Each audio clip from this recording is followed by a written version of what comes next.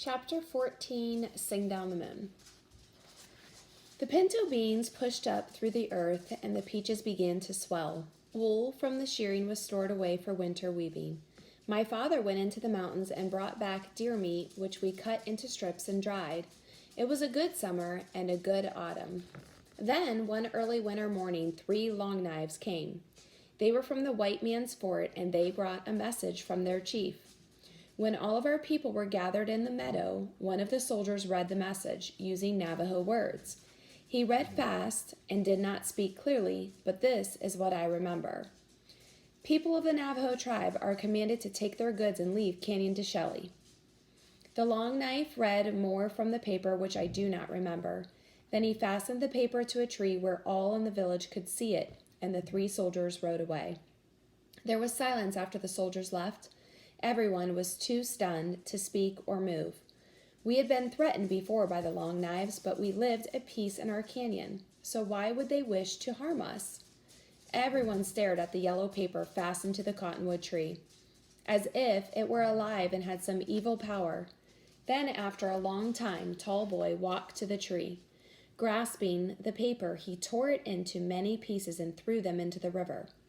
We watched the pieces float away, thinking as they disappeared that so had the threat of the white man. But we were wrong. At night, in the dark of the moon, the long knives came. The morning of that day, we knew they were coming. Little Beaver, who was tending his mother's sheep, saw them from the high mesa. He left his flock and ran across the mesa and down the trail, never stopping.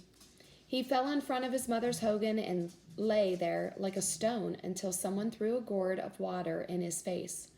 By that time, all the people in the village stood waiting for him to speak. He jumped to his feet and pointed into the south. "The white men come," he cried. "The sun glints on their knives. They are near." "How many?" Tall Boy said. "Many," cried Little Beaver. "Too many." My father said, "We will take our goods and go into the high country. We will return when they are gone." "We will go," said other men. But Tall Boy held up his hand and shouted, facing the elder Indians, "If we flee, they will follow. If we flee, our goods will remain to be captured. It is better to stay and fight the long knives." "It is not wise to fight," my father said. "No, it is not," my uncle said, and all the older men repeated what he said. It was decided then that we should go, but Tall Boy still would not yield. He called to 5 of the young men to join him in the fight. They went and stood by him. "We will need you," my father said to the 6 young men. "We will have to go into high country. Your strength will help us there." Tall Boy was unbending. My father looked at him, at his arm held helplessly at his side. "How is it, Tall Boy, that you will fight?" he said. "You cannot string a bow or send a lance. Tell me, I am listening." I watched Tall Boy's face darken. "If you stay and cannot fight, what will happen?" my father asked him. "You will be killed. Others will be killed." Tall Boy said nothing. It hurt me to watch his face as he listened to words that he knew were true. I left them talking and went down to the river. When I came back, Tall Boy had gathered his band of warriors and was gone. We began to pack at once. Each family took what it could carry. There were 5 horses in the village, and they were driven up the mesa trail and left there. The sheep and goats were driven a league away into a secret canyon where they would graze. My flock, my 30 sheep, went too, with the rest. I would have gone with them if I had not thought that in a few days the long knives would leave and we could come back to our village. I would never have abandoned them. When the sun was high, we filed out the village and followed the river north, walking through the shallow water. At dusk, we reached the trail that led upward to the south mesa. Before we went up the trail, the jars were filled with water. We took enough to last us for a week and 5 sheep to slaughter. The cornmeal we carried would last that long. By that time, the soldiers would be gone. The soldiers could not follow our path from the village because the flowing water covered our footsteps as fast as they were made. But when we moved out of the river, our steps showed clear in the sand. After we were all on the trail, some of the men broke branches from a tree and went back and swept away the marks we had left. There was no sign for the soldiers to see. They could not tell whether we had gone up the river or down. The trail was narrow and steep. It was mostly slabs of stone which we scrambled over, lifting ourselves from one to the other. We crawled as much as we walked. In places, the sheep had to be carried, and 2 of them slipped and fell into a ravine. The trail upward was less than half a mile long, but night was falling before we reached the end. I'm on page 77. I'm just gonna, just 1 second. I had to let my dog out. We made camp on the rim of the mesa, among rocks and stunted pinyon trees. We did not think that the soldiers would come until morning, but we lighted no fires and ate a cold supper of corn cakes. The moon rose and in a short time shone down into the canyon. It showed the river winding toward the south, past our peach orchards and corrals and hogans. Where the tall cliffs ended, where the river wound out of the canyon and into flat lands, the moon shone on white tents and tethered horses.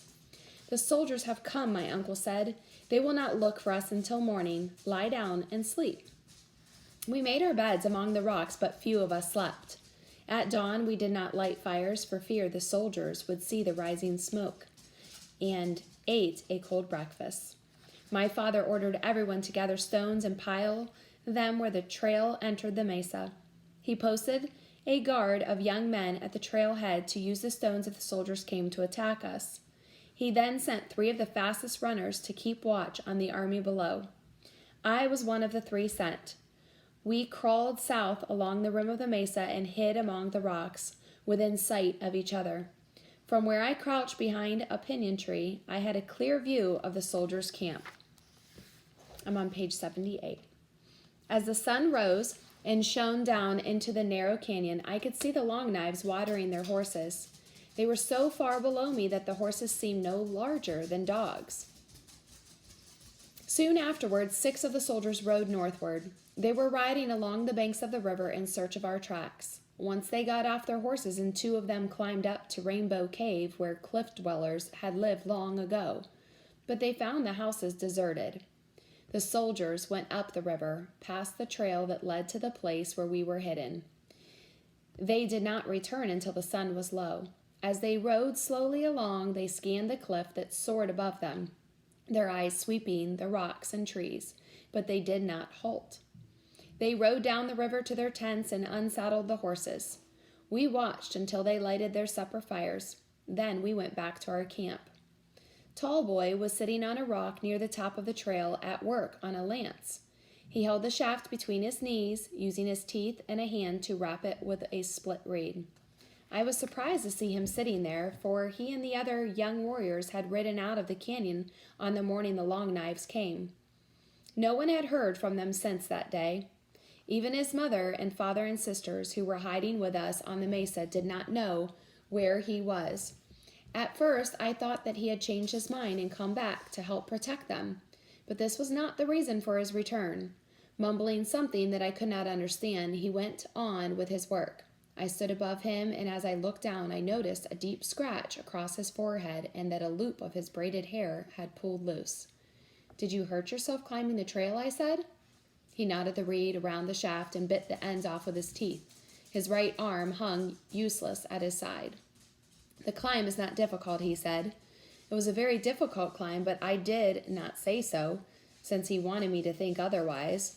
"Where are the warriors?" I asked him. "Are they coming to help us?" "They have left the canyon," he said. "But you did not go," I said, noticing now that he had lost one of his moccasins. For an instant he glanced up at me. In his eyes I saw a look of shame, or was it anger? I saw that the young warriors had left him behind, with the women and old men and children. He was no longer of any use to them. He held up the lance and sighted along the shaft. "It has an iron point," he said. "I found it in the West Country. It will be a mighty weapon against the Long Knives," I said. "It is a weapon that does not require 2 hands. 1 hand or the other," I said. "It does not matter."